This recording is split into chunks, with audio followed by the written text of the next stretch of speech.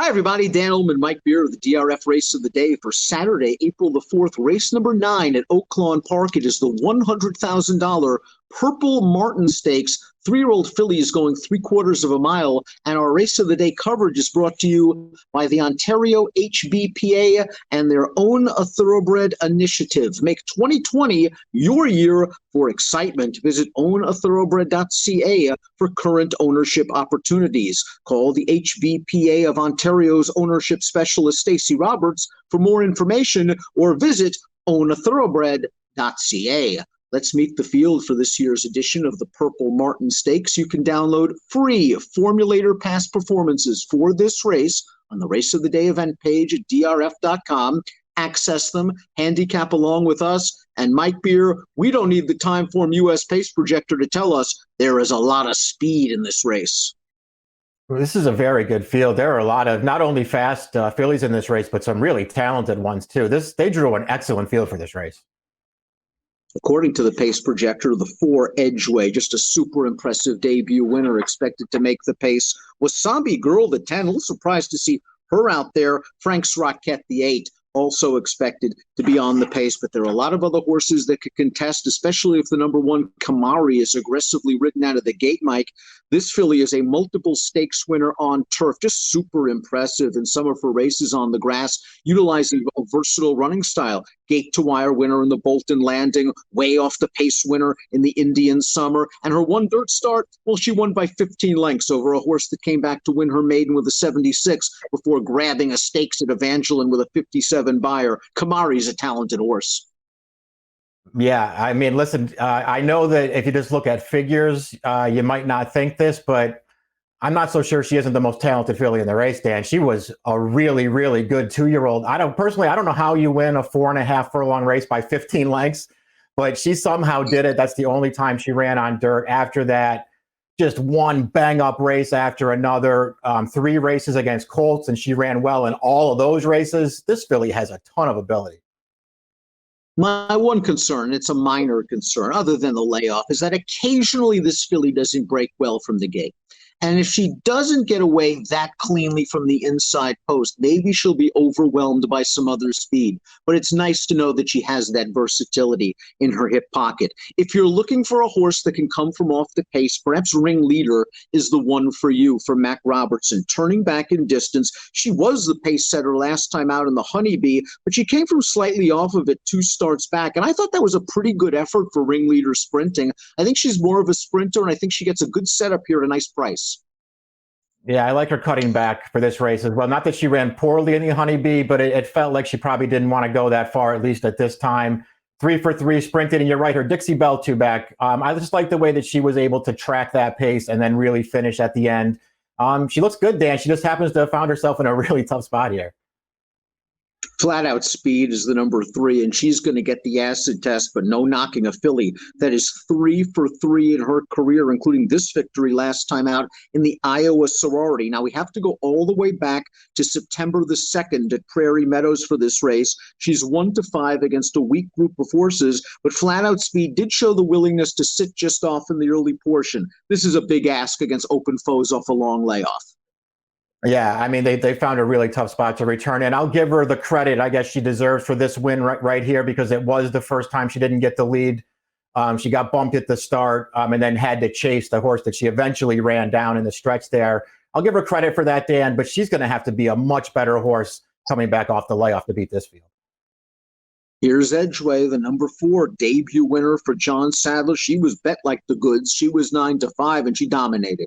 We'll watch the race right now. We turn into the stretch. Edgeway has been in command from the start, and she is just going to steadily draw away. And listen to this, folks. 94 buyer speed figure for her career debut. Timeform US believes she's the speed of the speed. If she wins this one, she might have to earn it. Yeah, I mean, I don't think, the pace projector suggests that she could get clear, even if she has to go fast to get there. I don't know if I believe that, Dan, but it's really hard to knock what she did on debut. Just had real easy speed to get control of that race. She won it like a good thing, 109 flat for her first career start. She obviously has the ability. She steps into a very tough spot here against some experienced horses, but she looks like a really, really good filly. The 5 is Bootyluv, and we're going to find out how good this one is. She is a perfect 3 for 3 in her career racing at Turf Paradise. And check out her most recent win. It's her first start off of a very long layoff, and she just destroys a bunch of allowance horses. Yeah, she crushed this field. You know, it's interesting, Dan.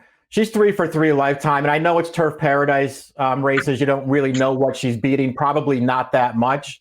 But it's hard not to be impressed when you watch her run. She's really fast. She has a ton of early speed.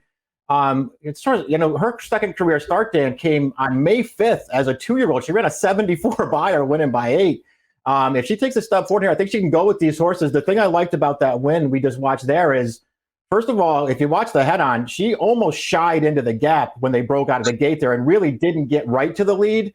And then she totally blew the turn and still just went on and won very easily. This filly can run.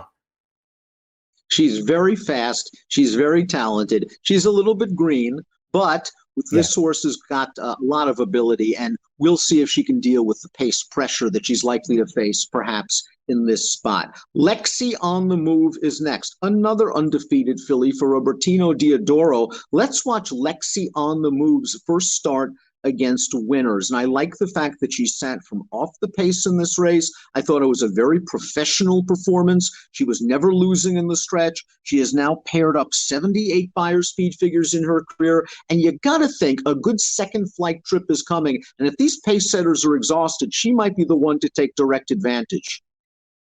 Yeah, I think you put it pretty perfectly there, Dan, when you said she was very professional in this win. And I think that's been the case in both of her starts. And I think that's something to really like about her.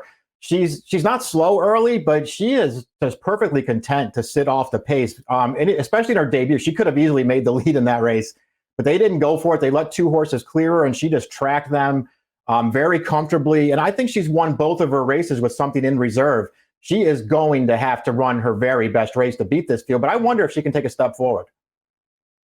If you're looking for a sleeper at a big price, how about the 7? Lady Glamour, who recovered from a disastrous performance as the odds-on favorite in the Ellis Park debutante to run 2 bang-up races against one of the best 3-year-old fillies in the country in Finite, placing to her in both the Rags to Riches and the Golden Rod. Finite came out of the Golden Rod. She won the Silver Bullet Day with an 80. She won the Rachel Alexandra with a 93 buyer speed figure. Lady Glamour is the kind of filly that sprinting, I think, is okay for her, and she's going to get a fast pace. At a giant price, she might be able to spice up the number. Yeah, I agree with that. She stakes placed 3 times in her career, and especially those last 2 against good fields going longer. She ran well in those races. I think you're right. If you're looking for a bigger price, listen, the 3 favorites in this race to me are very strong horses and not easy to beat. But if you're looking for a price to get in there somewhere, she might be the right one. The 8 is Frank's Rockette, and I'm going to expect her to be vying for favoritism with Edgeway based on their buyer speed figures. Frank's Rockette, I think, will go off favorite, considering that she's multiple grade 1 placed in her career. I think you and I are sort of going the wrong way with Frank's Rockette. We agreed with each other early in her career. We thought she had a good amount of ability. I think she kind of lost you a little bit in the fall.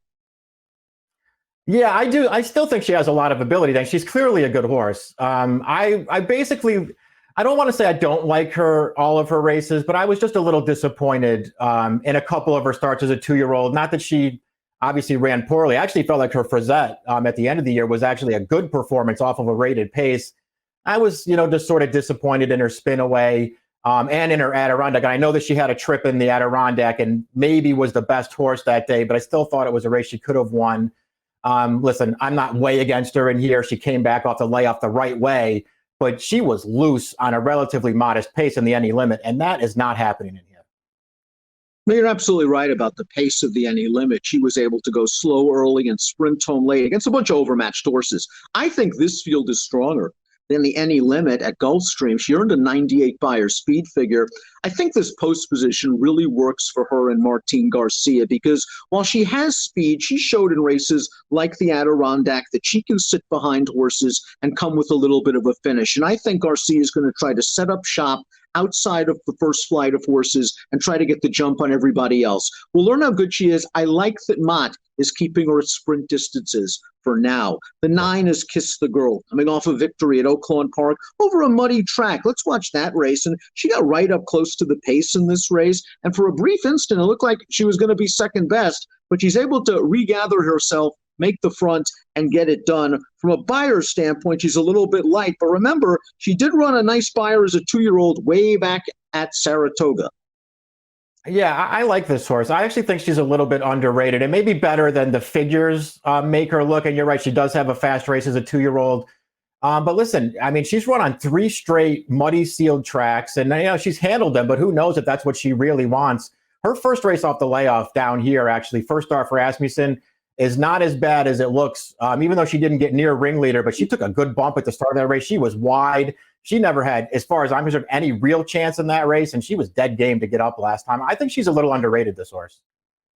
And the one time she tried fast going, she was just a blowout winner in her career debut at Belmont. Another horse with good tactical speed that would benefit from a hot pace up front. Wasabi Girl completes the field. Timeform US has her close to the pace. I kind of think she's going to try to come from farther out of it, as she did last time out in the Dixie Belle, where she was no match for Ringleader. I think she could take a step forward from that race. She's going to have to work out a trip. I think maybe a minor award might be her ceiling. Yeah, that's how I kind of looked at her, too. She's not a bad horse at all. I just thought this was a tough spot for her. Let's take a look at our top selections for the $100,000 Purple Martin Stakes. Mike, you're going to take a shot with a price here and a talented one at that. Lexi on the move, high percentage connections, likes Oaklawn Park, 8-1 on the morning line. Yeah, I just like her two races so far, Dan. Obviously, she's going to have to improve to beat this field. I think she can do it. I wanted to take a shot with somebody else. Frank's Rockette, I do think is the horse to beat. I wasn't going to pick her on top at a short price, but I know that she can win. I was torn between Lexi on the move and Kumari. I'm going to take this horse. I think this horse is pretty good. We have the same 4, just in different order. Mike's going 6-8-1-4. I think Frank's Rockette's the most likely winner and gets through this, sitting a nice tracking trip on the outside. I went 8-4-1-6. It's your Saturday race of the day. It's the Purple Martin Stakes at Oaklawn Park, and it has an approximate post time of 5:09 Central. Good luck.